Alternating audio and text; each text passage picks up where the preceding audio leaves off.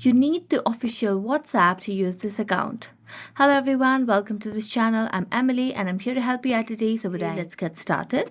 So first of all, make sure that you have the stable Wi-Fi connection on your device.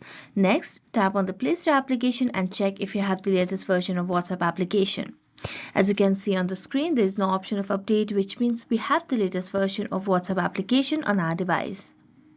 As a check on that, you can just go back and then tap on the settings application on our device, after which you can just scroll down and tap on apps. Then tap on manage apps, and as you tap on manage apps, you can just search for the WhatsApp application on the search bar. You can search it by typing over here as well.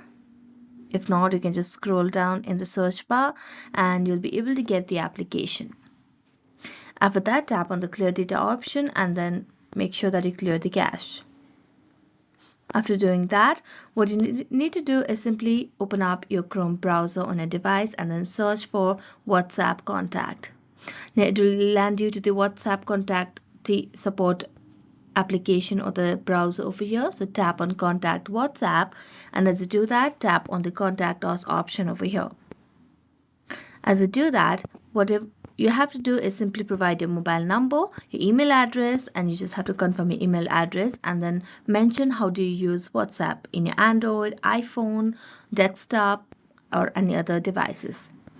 And then you can enter your message of how you are having issues regarding the use of WhatsApp on a device, and then tap on next step and you'll be able to contact with the WhatsApp team and they'll be getting back to you in a short time.